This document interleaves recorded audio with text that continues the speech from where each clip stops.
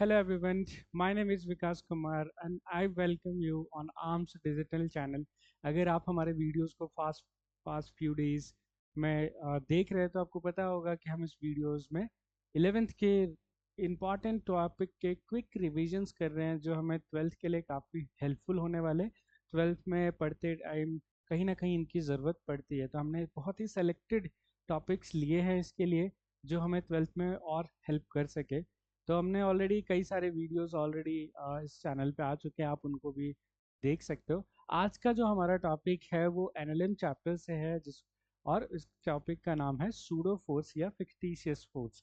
ठीक है, pseudo force हमने सुना है, कई बार अंडरस्टैंडिंग बिल्ड होने में टाइम लगता है, तो आज मैं इस वीडियो में एक सिंपल लैंग्वेज में आपको एक्सप्लेन करने की कोशिश करूंगा कि सूडो फोर्स क्या होता है और उसको कैसे अप्लाई कर सकते हैं। एक दो क्वेश्चंस के थ्रू हम उसको ट्राई करेंगे। Let's start right away. इससे पहले हम सूडो फोर्स के पॉइंट पर आए, हमें एक टर्म समझना पड़ेगा। ये term not only in this topic but आगे के कई सारे टॉपिक में आपको यूजफुल रहता है। इसको हम बोलते हैं फ्रेम ऑफ रेफरेंस। ये काफ़ी मिसअंडरस्टूड टर्म है या इग्नोर टर्म है। मोस्टली जो लोग मैकेनिक्स पढ़ते हैं तो ये टर्म उतना ध्यान नहीं देते, बट ये टर्म एक्चुअली बहुत ज़्यादा ज़रूरी है जब हम मैकेनिक्स पढ़ रहे हैं, काइनेमैटिक्स पढ़ रहे हैं, है ना, एनएलएम पढ़ रहे हैं उसमें। तो क्या है ये टर्म, चलो समझते हैं। फ्रेम ऑफ रेफरेंस, मैं अपने माइंड में अगर इसको इमेजिन करूँ तो बहुत सारी डेफिनेशंस आती है, बट मेरे अकॉर्डिंग जो इसका डेफिनेशन या जो इसकी अंडरस्टैंडिंग है वो आपको ऐसे रखनी चाहिए कि फ्रेम ऑफ रेफरेंस बेसिकली एक प्लेटफॉर्म का ही नाम। प्लेटफॉर्म रियल भी हो सकता है और इमेजिनरी भी, मतलब ज़रूरी नहीं कि ये रियल प्लेटफॉर्म हो जैसे सॉलिड प्लेटफॉर्म हो ग्राउंड की तरह। कई बार हम कुछ इमेजिनरी प्लेटफॉर्म्स भी लेते हैं, तो ये रियल और इमेजिनरी दोनों हो सकता है। ठीक है, जैसे एक प्लेटफॉर्म होता है, अब ये प्लेटफॉर्म किसके लिए है? ये ऑब्जर्वर के लिए प्लेटफॉर्म। ठीक है, किसके लिए है? ऑब्जर्वर के लिए। ठीक है, और ऑब्जर्वर इस प्लेटफॉर्म में रहकर क्या करने वाला है वो इंपॉर्टेंट है हमारे लिए। वो ऑब्जर्व करेगा और डिस्क्राइब करेगा किसके? किसी बॉडी के या पार्टिकल के मोशन। तो अगर कंबाइन करें सारी लाइन, ओवरऑल लाइन को, तो फ्रेम ऑफ रेफरेंस बेसिकली एक प्लेटफॉर्म है जहां पर ऑब्जर्वर प्रेजेंट होता है, आप ऐसे बोल सकते हो। और ये ऑब्जर्वर अदर पार्टिकल्स को या अदर बॉडीज को ऑब्जर्व करता है, उनके मोशन को डिस्क्राइब करता है। इसका फॉर एग्जांपल मीनिंग है कि अगर जब भी हम बोलते हैं किसी सवाल को करने के लिए, एक कार, ऐसा क्वेश्चन आता है ना काइनेमेटिक्स में, एनएलएम में कई जगह क्वेश्चन आता है, a car is moving with velocity 10 metre per second. ठीक है, and solve this solve that, वो आता है, वो सब तो बात। बट उसमें जो लाइन लिखी है कि car is moving with 10 metre per second, तो आपको ये समझना पड़ेगा someone is observing that car ना। किसने बताया कि वो 10 मीटर पर सेकेंड है? There is an observer, third person जो है जो उसको ऑब्जर्व कर रहे हैं। अब ये चीज हम कभी सवालों में ध्यान में नहीं लाते हैं, बट ये चीज समझनी पड़ेगी कि जब भी हम कोई इस तरह का सवाल या गिवन डेटा दिया होता है, 10 स्पीड वेलोसिटी, ये हमेशा किसी ऑब्जर्वर के रिस्पेक्ट में होता है। तो ऑब्जर्वर ऑलवेज प्रेजेंट है सवाल में। ठीक है, और ऑब्जर्वर होगा तो वो ऑब्जर्वर कहीं ना कहीं किसी ना किसी प्लेटफॉर्म तो प्रेजेंट है। ग्राउंड पे प्रेजेंट हो सकता है ऑब्जर्वर, किसी मूविंग कार में ऑब्जर्वर हो सकता है, किसी मूविंग फ्लाइट में ऑब्जर्वर हो सकता है, कहीं ना कहीं तो ऑब्जर्वर होगा ना। उसी प्लेटफॉर्म को हम क्या बोल रहे हैं? फ्रेम ऑफ रेफरेंस, जहां पर ऑब्जर्वर प्रेजेंट होता है और वहां से वो मोशन को ऑब्जर्व करता है, क्योंकि उस डेफिनेटली हर मोशन की स्टडी में कोई ना कोई ऑब्जर्वर है। आगे पॉइंट क्या याद रखना है फ्रेम ऑफ रेफरेंस के related? Frame of reference always appears to be at rest to the observer. ठीक है, ये बहुत इंपॉर्टेंट पॉइंट है कि जो प्लेटफॉर्म है जिसपे ऑब्जर्वर प्रेजेंट है उसके लिए हमेशा वो प्लेटफॉर्म एट रेस्ट होगा। इसका बेस्ट एग्जाम्पल है अर्थ इटसेल्फ।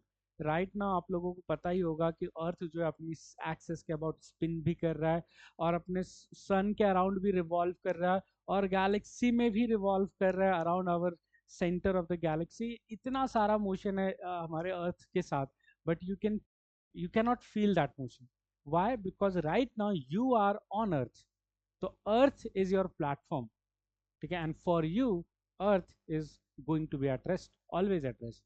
ऐसा ही सेम अलग अलग अगर आप किसी कार में हो तो कार आपके लिए रेस्ट पे रहेगी, बाकी किसी लोगों के लिए या ऑब्जर्वर के लिए मूव कर रही है, एंड सो। तो जो भी फ्रेम ऑफ रेफरेंस होता है, ठीक है, वो हमेशा रेस्ट पे होता है टू द ऑब्जर्वर। ठीक है, पहला पॉइंट ये। दूसरा, जो डिस्प्लेसमेंट है किसी पार्टिकल का, वेलोसिटी है किसी पार्टिकल का, एक्सेलरेशन है किसी पार्टिकल का, ये तीनों डिपेंड करते हैं फ्रेम ऑफ रेफरेंस पे। डिपेंड करने का मतलब किसी पार्टिकल के लिए ये तीनों वैल्यूज अलग अलग हो सकती है अगर अलग अलग फ्रेम ऑफ रेफरेंस से उसको ऑब्जर्व किया। एक कार की स्पीड डिफरेंट होगी जब उसको ग्राउंड से ऑब्जर्व किया जाएगा, डिफरेंट होगी जब उसको मूविंग कार से ऑब्जर्व किया जाएगा, डिफरेंट होगी जब उसको मूविंग बस से ऑब्जर्व किया जाएगा। तो एक कार की स्पीड अलग अलग रेफरेंस में अलग अलग होती है। There is no absolute speed. तो जब आप क्वेश्चंस में, अगेन रिपीट करूंगा, जब आपके क्वेश्चन में लिखा होता है एक कार 10 मीटर पर सेकेंड की स्पीड से मूव कर रहा है, तो बाय डिफॉल्ट उसका मतलब है, अगर कुछ भी नहीं लिखा, कि वो ग्राउंड के फ्रेम ऑफ रेफरेंस से 10 मीटर पर सेकेंड है। अदरवाइज किसी और के फ्रेम ऑफ रेफरेंस में होता तो लिखा होता कार की स्पीड 10 मीटर पर सेकेंड है with respect to moving bus, moving car, moving train, या मूविंग अ प्लेटफॉर्म, कुछ भी हो सकता है उस तरह से। तो जब भी कुछ भी नहीं लिखा होता है तो इसका मतलब बाय डिफॉल्ट हम लोग ग्राउंड को ही अपना फ्रेम ऑफ रेफरेंस लेते हैं। तो ये जो स्पीड दी है ये ग्राउंड फ्रेम के रिस्पेक्ट में, कि अगर कोई ऑब्जर्वर ग्राउंड पर है और वो इस कार को देख रहा है तो उसको 10 की स्पीड दिखाई दे रही है। तो डिस्प्लेसमेंट, वेलोसिटी एंड एक्सेलरेशन तीनों फ्रेम ऑफ रेफरेंस पे डिपेंड करते हैं। अगला पॉइंट, कि टाइम इंटरवल और distance between two points does not depend upon frame of reference. ठीक है, ये दो क्वांटिटीज हैं जो डिपेंड नहीं करती है। और मैं ये भी क्लियर करना चाहूंगा कि एक क्लासिकल फिजिक्स की बात कर रहे हैं, न्यूटोनियन फिजिक्स के लिए, नॉट आइंस्टाइन की फिजिक्स में ये चीज़ें भी डिपेंड कर जाती हैं, तो उसका हम डिस्कशन अभी नहीं कर रहे। तो अकॉर्डिंग टू आवर सिलेबस जो हमारी क्लासिकल फिजिक्स है उसमें टाइम इंटरवल और distance between two points does not depend on frame of reference. ये चीज़ें याद रखनी है। ठीक है, अब मैं क्यों डिस्क्राइब कर रहा हूँ वो मैं आपको इस एग्जाम्पल में समझाऊंगा कि क्यों हमें फ्रेम ऑफ रेफरेंस डिफाइन करना पड़ता है अच्छे से और समझना पड़ता है।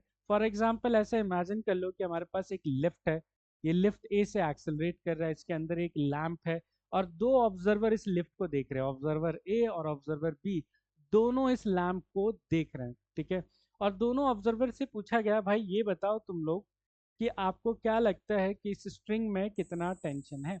ये क्वेश्चन पूछा गया दोनों ऑब्जर्वर से। चलो देखते हैं कि दोनों ऑब्जर्वर का पर्सपेक्टिव क्या आएगा और दोनों क्या आंसर देंगे अगर हमें टेंशन की वैल्यू सॉल्व करनी है। तो उन्हें क्या दिखा, तो ऑब्जर्वर ए के लिए आ जाते हैं। ऑब्जर्वर ए के लिए, तो ऑब्जर्वर ए को बेसिक एनएलएम आती है, वो इसका फ्री बॉडी डायग्राम बनाएगा, टेंशन और वेट।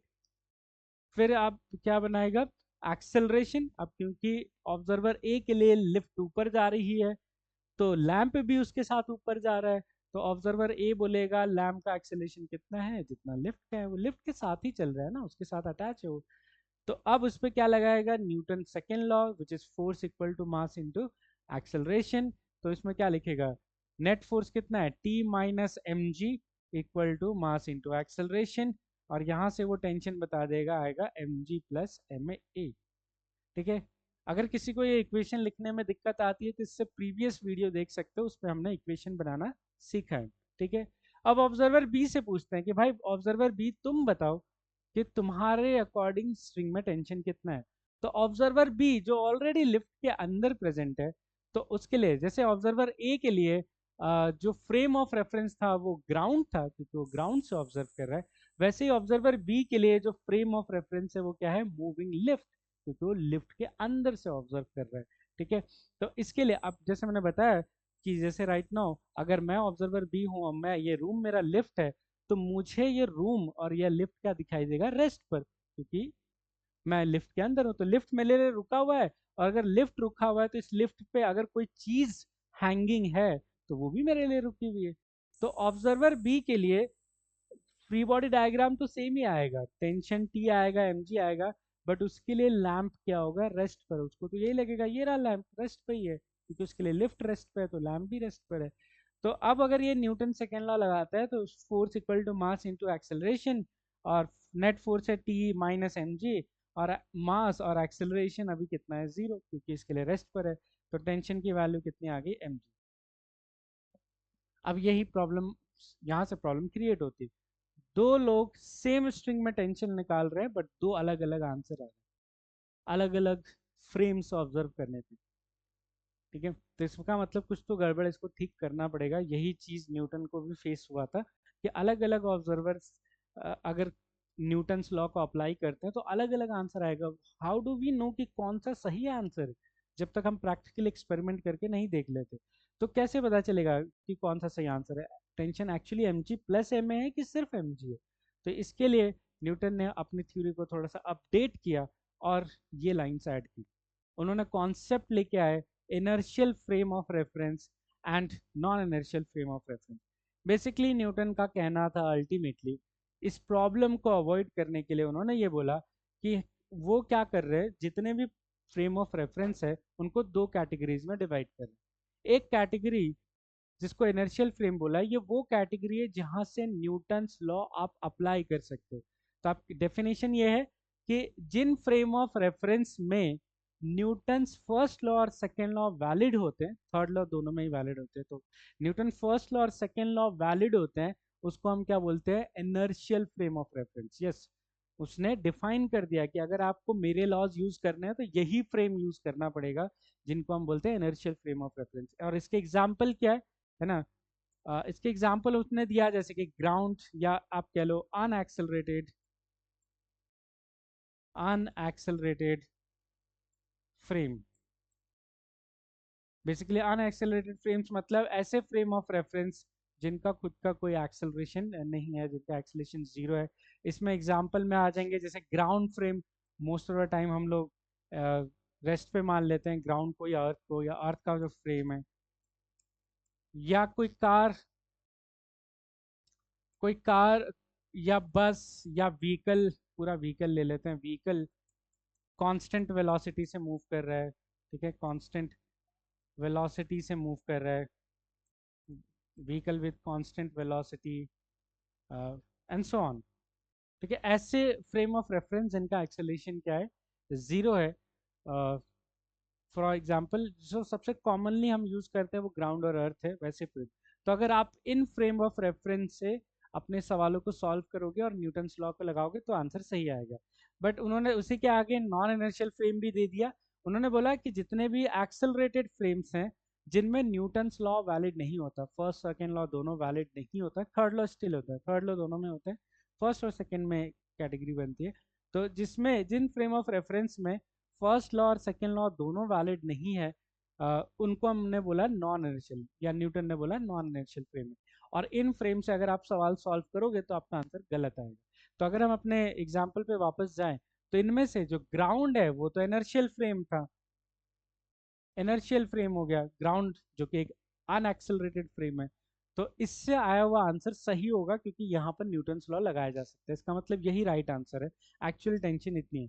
बट जो ऑब्जर्वर बी है वो लिफ्ट है, उसका फ्रेम ऑफ रेफरेंस लिफ्ट है, जो कि एक्सेलरेटेड है। देखो लिफ्ट का एक्सेलरेशन है, लिफ्ट इज एक्सेलरेटेड फ्रेम, इसलिए यहाँ ये नॉन इनर्शियल फ्रेम है। ठीक है, नॉन इनर्शियल फ्रेम है।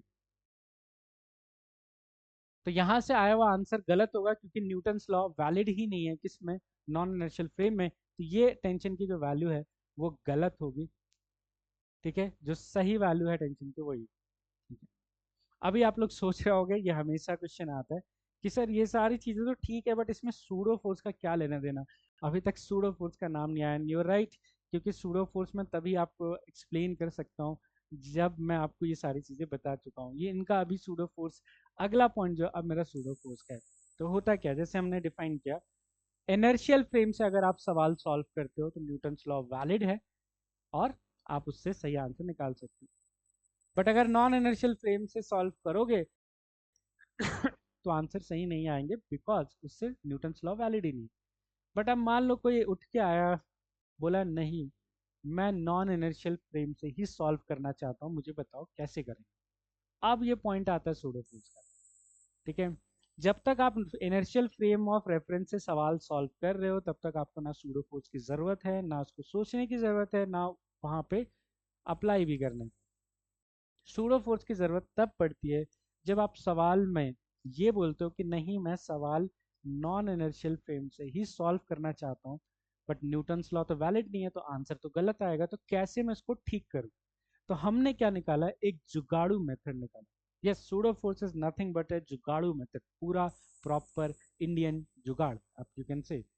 तो हमने क्या किया, to correct the result from non inertial frame of reference, क्योंकि उससे आंसर गलत आते हैं, है ना, न्यूटन्स लॉ वैलिड नहीं है तो आंसर गलत आते हैं। तो क्या किया हमने, हमें दिखा कि अगर हम अपने फ्री बॉडी डायग्राम में, जब भी हम नॉन इनर्शियल से सॉल्व कर रहे हैं, अगर हमने फ्री बॉडी डायग्राम में एक फेक फोर्स, यस, सूडो का मतलब ही फेक होता है, तो फेक फोर्स अगर हमने फ्री बॉडी डायग्राम में ऐड कर दिया तो हमारे आंसर्स करेक्ट हो जाते हैं। ये हमने बेसिकली हमने पहले रियलाइज किया न्यूटन के टाइम पर, और वहां पे सूडो फोर्स का कंसेप्ट है। तो हम क्या करते हैं कि अगर हमें आंसर या क्वेश्चन नॉन इनर्शियल फ्रेम से सॉल्व करना है, तो हम अपने फ्री बॉडी डायग्राम में एक फेक फोर्स डाल देते हैं। फेक फोर्स जैसे gravitational force, friction force, normal tension, ये सब रियल फोर्सेस है। सूडो फोर्स एक फेक फोर्स है, जुगाड़ू फोर्स। अगर हम एक फेक फोर्स ऐड कर दे फ्री बॉडी डायग्राम में, तो हमारे आंसर्स सही हो जाएंगे और हम नॉन इनर्शियल फ्रेम से भी सॉल्व कर पाएंगे। तुम ये कह सकते हो सर मैं नॉन इनर्शियल फ्रेम से सॉल्व ही नहीं करूंगा, तो ये अब मेरे को ये सब चाहिए नहीं, दैट इज कम्प्लीटली फाइन। तुम सारे सवाल इनर्शियल फ्रेम से सॉल्व करो, तुम्हें सूडो को कभी जरूरत ही नहीं पड़ेगी। सूडो एक जुगाड़ू तरीका है, जब जो तब यूज किया जाता है जब आप सवाल नॉन इनर्शियल से कर रहे हो। और नेक्स्ट सवाल अगर आपका ये है कि हम करेंगे ही क्यों नॉन इनर्शियल से, तो प्रॉब्लम ये है कि कई सारे सवालों को जब नॉन इनर्शियल फ्रेम से सॉल्व करते हैं तो उनकी कैलकुलेशन बहुत रिड्यूस हो जाती है और वो सॉल्व करना ईजी हो जाता है in comparison to inertial frame. That is why we use pseudo force intentionally. ठीक है, नहीं तो हम अवॉइड कर सकते हैं, बट हम इंटेंशनली यूज करते हैं to reduce our calculation and save time which is crucial for us right now, JEE और नीट जैसे एग्जामिनेशन के लिए। ठीक है, अब ये जो फेक फोर्स अगर डालना है तो फेक फोर्स का मैग्नीट्यूड और डायरेक्शन भी फ्री बॉडी डायग्राम में डालना पड़ेगा। तो इस फेक फोर्स का मैग्नीट्यूड क्या डिसाइड कर रखा है, मास ऑफ द बॉडी, जिसका फ्री बॉडी डायग्राम बना रहे हो उसका मास लो, और जिस फ्रेम से आप ऑब्जर्व कर रहे हो, जो ये नॉन इनर्शियल फ्रेम है ना, इसका कुछ ना कुछ एक्सेलरेशन होगा क्योंकि ये एक्सेलरेटेड फ्रेम है, उसका एक्सेलरेशन मल्टीप्लाई कर दो बॉडी के मास से, और जो ये आएगा ये मैग्नीट्यूड हो गया किसका, सूडो फोर्स का मैग्नीट्यूड हो गया। अब रही बात डायरेक्शन की, तो इसका डायरेक्शन हमेशा एग्जैक्टली ऑपोजिट आता है किसके, फ्रेम के एक्सेलरेशन से। तो जो भी आपका नॉन इनर्शियल फ्रेम है उसका जिधर भी एक्सेलरेशन है उसके एग्जैक्ट ऑपोजिट आपको फ्री बॉडी डायग्राम में वो मेंशन कर देना है। अब ये मेंशन करने के बाद फिर आप नॉर्मली न्यूटन्स लॉ अप्लाई कर सकते हो और फिर आंसर आपका सही आ जाएगा। ठीक है, चलो एक दो एग्जाम्पल लेंगे तो थोड़ा ज़्यादा क्लियर हो जाएगा। तो लेट्स टेक एग्जाम्पल करके मैं आपको बताता हूँ तो थोड़ा सा आइडिया लगे। जैसे कि इस केस में a pendulum is hanging from the ceiling of a car, if car accelerate forward with an acceleration a, the string will incline with the vertical at an angle theta which is given by। ठीक है, तो scenario क्या है, तो हमारे पास ये car है, ये अभी रेस्ट पे था, ठीक है, ये अभी रेस्ट पे था, और इसके अंदर पेंडुलम हैंग कर रखा है, तो एक पेंडुलम हैंग कर देते हैं। ठीक है, ये पेंडुलम है इस तरह से, तो अभी ये कार रेस्ट पे है तो पेंडुलम की स्ट्रिंग स्ट्रेट है। बट ये तो आपको पता ही है कि अगर मैंने इस कार को एक्सेलरेट किया, ये तो आपने रियल लाइफ में फील भी क्या होगा, ऑब्जर्व भी क्या होगा, अगर इस कार को एक्सेलरेट कर दे ए से, किसी अमाउंट ए से, तो क्या होगा, ये पेंडुलम की जो स्ट्रिंग है ऐसे टेढ़ी हो जाएगी। ठीक है, देखा है कि नहीं देखा आपने, ऐसे टेढ़ी हो जाती है। और आपको पूछा कि ये एंगल निकालो, कितना ये एंगल होगा थीटा पेंडुलम का। अब ये सवाल आप इनर्शियल फ्रेम से भी सॉल्व कर सकते हो, which is ground, which is completely fine, there is no problem in it, और उसमें सूडो फोर्स की कोई जरूरत भी नहीं पड़ेगी। बट मैं क्या करूंगा, इस सवाल को इंटेंशनली किस फ्रेम से सॉल्व करूंगा, नॉन इनर्शियल। तो मैं इस सवाल को सॉल्व करने से पहले मैं बोलूंगा हम सवाल सॉल्व करेंगे सॉल्विंग, है ना, solving using car as a frame. तो कार एज ए फ्रेम का मतलब कि हमारा जो ऑब्जर्वर है वो हमने ऐसे ग्राउंड से उठाया, ऐसे ग्राउंड से ऑब्जर्वर को उठाया और कार के अंदर डाल देंगे इस ऑब्जर्वर को। तो कार के अंदर डाल दिया हमने ऑब्जर्वर को, तो हमारा ऑब्जर्वर ये देखो कार के अंदर आ गया। तो इसका मतलब हम सवाल विद रिस्पेक्ट टू कार सॉल्व करने वाले हैं, और जो कि एक नॉन इनर्शियल फ्रेम है। अब क्योंकि ये नॉन इनर्शियल फ्रेम है तो हमें ध्यान रखना है कि pseudo force free body diagram बनाते हुए लगाना। बाकी सब कुछ एज इट इज सॉल्व करना है, बस फ्री बॉडी डायग्राम में एक फेक फोर्स इंक्लूड करना है। तो चलो पेंडुलम का फ्री बॉडी डायग्राम ड्रॉ करते हैं। तो पेंडुलम का फ्री बॉडी डायग्राम कैसे आएगा? ये रही स्ट्रिंग, ये रहा पेंडुलम का बॉब, ये रही वर्टिकल लाइन, ठीक है, और ये एंगल थीटा जो हमें निकालना है। अब फ्री बॉडी डायग्राम ड्रॉ करते हैं, ठीक है। तो फ्री बॉडी डायग्राम में क्या क्या आएगा देखो, एक तो ग्रेविटी mg, ये एक रियल फोर्स है। एक टेंशन T, ये एक रियल फोर्स है, ठीक है। बट क्योंकि हम नॉन इनर्शियल फ्रेम से सॉल्व कर रहे हैं तो हमें इसमें एक सूडो फोर्स भी इंक्लूड करना होगा। अब देखो सूडो फोर्स का डायरेक्शन, हमारा फ्रेम क्या है, ठीक है, हमारा फ्रेम क्या है, कार। कार का एक्सेलरेशन किधर है, राइट साइड।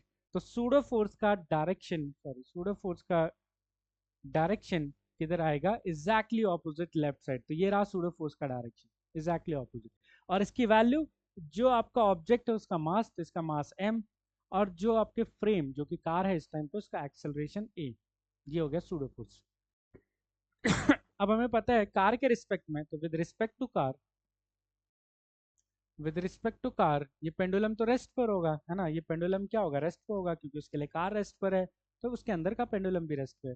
और अगर कार रेस्ट पर है तो हम फोर्सेस को बैलेंस कर सकते हैं, है ना। जब भी कोई चीज़ रेस्ट पे होती है तो हम उस पर फोर्स बैलेंस कर सकते हैं। तो हम इसके कंपोनेंट ले लेंगे, इधर आ जाएगा टी, ये भी एंगल थीटा है तो T cos theta and T sine theta, और फोर्स बैलेंस कर दो। तो total rightward force is T sine theta, total leftward force is M A T, total upward force T cos theta, total downward force M G. दोनों को divide करो तो tan theta equal to आ जाएगा A by G, हमारा angle आ जाएगा tan inverse A by G, ठीक है। अगर किसी को ये थोड़ा सा कंफ्यूजिंग लग रहा है कि हमने क्यों फोर्स बैलेंस किया है, कंपोनेंट कैसे लिए है, तो ये सब के लिए हमने प्रीवियस रिवीजन वीडियोस बनाए इक्विलिब्रियम के ऊपर, वो आप देख सकते हो डेफिनेटली। तो यहाँ से हमारा आंसर सॉल्व हो गया। तो सूडो फोर्स हमने इसलिए लगाया क्योंकि हम कार के फ्रेम से सॉल्व कर रहे हैं। और कार के फ्रेम से क्यों सॉल्व कर रहे हैं, क्योंकि कार के फ्रेम में पेंडुलम रेस्ट पर होगा और सॉल्व करना ईजियर होगा, क्योंकि रेस्ट पर कोई चीज़ है तो उसको सॉल्व करना ईजी, तो रेस्ट पर आ गया, ठीक है। इसी तरह से चलो एक और मैं आपको एग्जांपल लेके बताता हूँ, ठीक है। इस एग्जांपल पे आ जाते हैं। A block of mass m placed on a smooth ways of inclination theta. तो एक वेज बना लेते हैं, ठीक है, एक वेज बना लिया हमने थीटा एंगल पे, ठीक है। और इसको एक फ्लोर पे रख देते हैं, स्मूथ फ्लोर, ठीक है, कोई फ्रिक्शन नहीं है, ठीक है। The ways is accelerated horizontally with acceleration है, तो इसको हॉरिजॉन्टल एक्सेलरेशन भी दे रखा है ए, जैसा बोल रखा है, such that the block remain stationary relative to the wedge. Okay, तो इसमें बोला है कि इस वेज के ऊपर जो ब्लॉक रखा है हमने, मास एम, लेट से कि वेज का मास कैपिटल एम, इसकी जरूरत नहीं है बट मैं बता रहा हूँ कि आप ध्यान रखना कि किसका मास आप कंसीडर कर रहे हो। तो ब्लॉक का मास स्मॉल एम और वेज का मास कैपिटल एम, ठीक है। और आपको बोला है कि इसको इतनी फास्ट हम एक्सेलरेट कर रहे हैं कि ये जो ब्लॉक है, देखो क्या लिखा है, block remains stationary relative to wedge. Relative to wedge का मतलब विद रिस्पेक्ट टू वेज। तो ये तो सवाल हिंट ही कर रहा है कि हमें सॉल्व किसके रिस्पेक्ट में करना चाहिए, with respect to wedge solve करना चाहिए। तो हम क्या करेंगे, अपने ऑब्जर्वर को वेज के ऊपर बिठा देंगे, ठीक है, वेज के ऊपर बिठा देंगे। और वेज के ऊपर ऑब्जर्वर बिठा दिया मतलब हम सवाल किसके रिस्पेक्ट में कर रहे हैं, विद रिस्पेक्ट टू वेज। अब देखो क्योंकि वेज एक एक्सेलरेटेड बॉडी, एक्सेलरेशन है ना वेज के साथ, तो ये एक नॉन इनर्शियल फ्रेम हो गया, ये नॉन इनर्शियल फ्रेम हो गया, नॉन इनर्शियल। चलो इसके रिस्पेक्ट में सॉल्व करते हैं, फ्री बॉडी डायग्राम बनाएंगे हम लोग। तो ब्लॉक का फ्री बॉडी डायग्राम बनाने के लिए मैंने ब्लॉक यहाँ ले लिया एम। अब इस पर क्या क्या फोर्सेस हैं देखो, एक तो है एम जी साइन थीटा जो कि ग्रेविटी का कंपोनेंट है अलोंग द प्लेन, एक है एम जी कॉस थीटा जो ग्रेविटी का दूसरा कंपोनेंट है, एक है नॉर्मल एन। ये तीनों रियल फोर्सेस हैं, या दो ही फोर्स हैं बाकी कंपोनेंट। अब क्योंकि हम वेज के रिस्पेक्ट में सॉल्व कर रहे हैं जो कि एक नॉन इनर्शियल फ्रेम है, तो इस पर क्या लगाना पड़ेगा, एक सूडो फोर्स एफबीडी में। तो देखो सूडो फोर्स का डायरेक्शन देखो पहले, सूडो फोर्स का डायरेक्शन आपका फ्रेम जो है ना वेज, उसका एक्सेलरेशन के एग्जैक्ट ऑपोजिट, एक्सेलरेशन राइट है तो सूडो फोर्स लेफ्ट में लगेगा। ये रहा सूडो फोर्स का डायरेक्शन। और उसकी वैल्यू कितना होगा, जिसका आप फ्री बॉडी डायग्राम बना रहे हो उसका मास m, ठीक है, फ्री बॉडी डायग्राम जिसका मास m, और जिस फ्रेम से देख रहे हो उसका एक्सेलरेशन, तो उसका एक्सेलरेशन कितना है a। अब मैंने वेज का मास क्यों लिखवाया था, क्योंकि मैं ये बताना चाहता हूँ कि मास वेज का नहीं लेना होता सूडो फोर्स लिखते टाइम, आपको मास ब्लॉक का लिखना होता है जिसका आप फ्री बॉडी डायग्राम ड्रॉ करें, ना कि फ्रेम का। ठीक है, ये आ गया सूडो फोर्स। इसके भी कंपोनेंट निकाल लेते हैं, तो एक कंपोनेंट ऊपर आ जाएगा which is M A cos theta, और इधर एक कंपोनेंट आ जाएगा कितना, एम ए साइन थीटा। अब हमें क्या बोला है कि विद रिस्पेक्ट टू वेज, देखो रिलेटिव टू वेज ब्लॉक क्या है, स्टेशनरी, स्टेशनरी मतलब रेस्ट पर है। और जब कोई चीज रेस्ट पर होती है तो हम न्यूटन्स लॉ में कैसे सॉल्व करते हैं एनएलएम, फोर्सेस को बैलेंस करके। तो मैं भी फोर्स बैलेंस कर दूंगा, तो देखो total upward force M A cos theta है, एंड टोटल डाउनवर्ड फोर्स कितना है, एम जी साइन थीटा। ये दोनों बैलेंस होने चाहिए, तो इनको अगर हम बैलेंस करें तो M A cos theta must be equal to M G sine theta, ताकि ब्लॉक स्टेशनरी रह पाए। और यहाँ से कॉस थीटा को उधर भेज दो तो एक्सेलेरेशन कितना आ गया, g tan theta. And this is our answer. Very standard result है जो हम याद भी रखते हैं। तो जी टैन थीटा आपका क्या आ जाएगा, आंसर आ जाएगा इसमें, ब्लॉक को स्टेशनरी रखने की।